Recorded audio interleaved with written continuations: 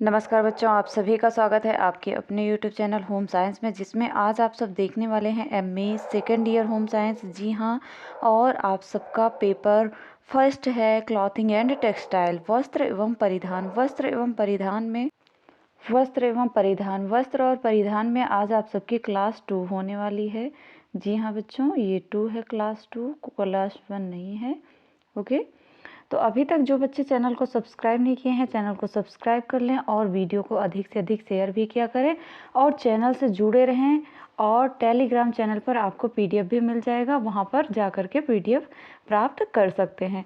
तो आगे बढ़ते हैं सभी महत्वपूर्ण प्रश्नों के साथ। जी हाँ, ये सेशन सभी महत्वपूर्ण प्रश्नों को ही क्लियर करता है, क्योंकि क्लास वाइज जो क्लास चल रही हैं ये बहुत ही इम्पोर्टेंट हैं आपके पेपर के लिए। ठीक, तो सही नाप, सबसे फर्स्ट क्वेश्चन मैंने आप सबके लिए लिया है। नाप से संबंधित सारे प्रश्न हैं। ठीक, इसमें नाप क्लियर करेंगे। ओके, सही नाप के लिए क्या सावधानियां ध्यान में रखनी चाहिए। ठीक, अगर आप एक व्यक्ति के लिए कपड़ा फिटिंग कर रहे हैं, डिज़ाइन कर रहे हैं, तो इसके लिए सही नाप का होना बहुत ही इम्पोर्टेंट होता है। और सही नाप होने के लिए हमें कौन कौन सी सावधानियां बरतनी चाहिए, ये सब जानेंगे। ठीक, आंसर देखते हैं। चुस्त पोशाक उसको पहनने वाले के व्यक्तित्व में सुधार करती है और शरीर के माप पोशाक के अच्छे अनुरूपण में महत्वपूर्ण भूमिका भी निभाते हैं।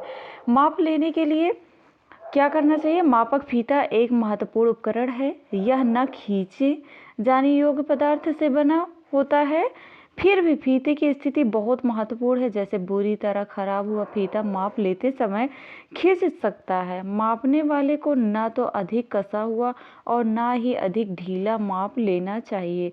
और शरीर के ऊपरी भाग, कमर और कोल्हों का माप लेते समय फीता फर्श क्या हो बच्चों, फर्श के पास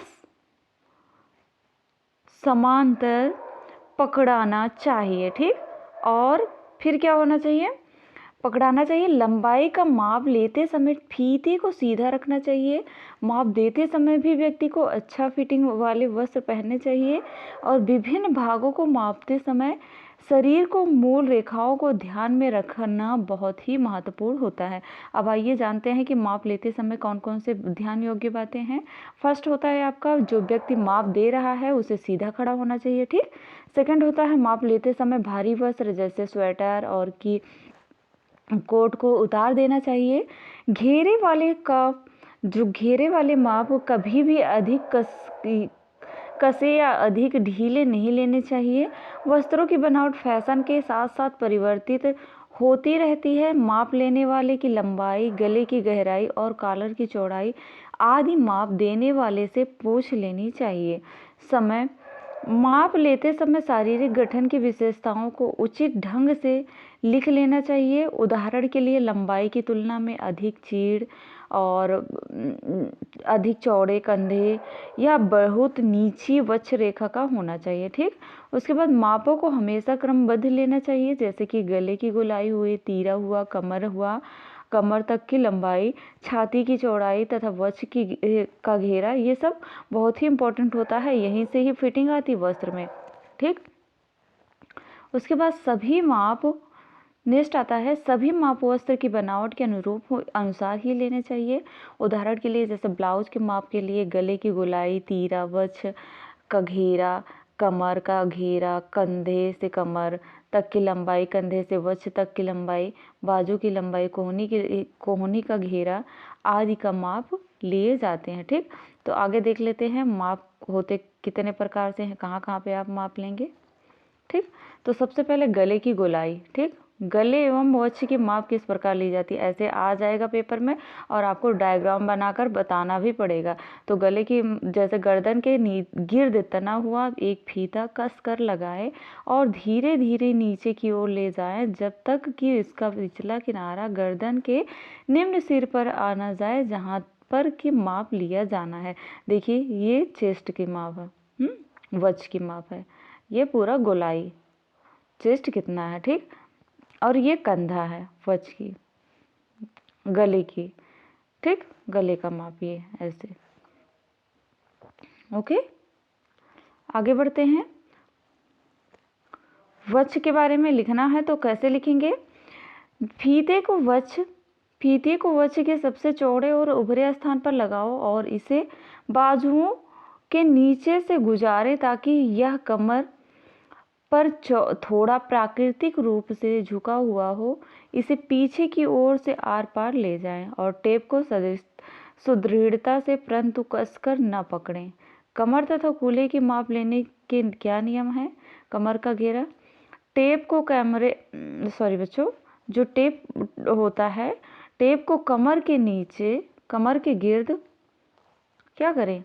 मोड़ें ताकि आप इसे सिरे से पकड़कर आगे पीछे कर सकें। टेप शरीर के सबसे छोटे भागों पर आकर रुक जाएंगे, जो कि कमर की रेखा जिस बिंदु पर टेप के दोनों सिरे काटते हैं उसे नोट करो तथा उससे 1 इंच अधिक लेना चाहिए। 1 इंच अधिक क्यों लेना चाहिए? अगर आप फिटिंग पर काटेंगे तो फिर सिलाई कहाँ करेंगे, इसलिए 1 इंच अधिक लेना चाहिए।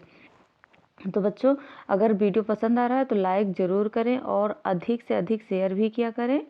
ठीक, देखते हैं। ये देखो, इसको हम तीरा बोलते हैं। ये तीरा है, ये गले की नपाई हुई, ये आर्मोल या कंधा, ये चेस्ट है, ये कमर है। ठीक, ये आस्तीन है। ठीक, ओके। तो कूल्हे का घेरा, टेप के अंदर 2 उंगलियां रखकर कूल्हे के सबसे चौड़े भाग का माप लो। और बहुत ही लोग हिप के दोनों माप लेते हैं। ऊपरी हिप का कमर से माप 3 से 3.5 के नीचे तथा निचला हिप का माप कमर से 7 नीचे लिया जाता है। ठीक, देख लें ऐसे। आगे चलते हैं।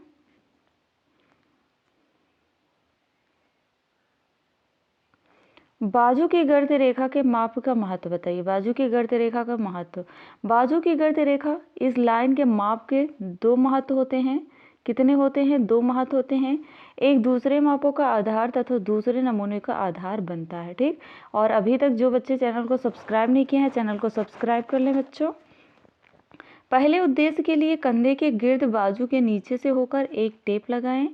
यह कंधे के बाल और सॉकेट जोड़ के ऊपर से होकर आती हैं। यह कंधे के लाइन से कुछ आगे की ओर रखनी चाहिए।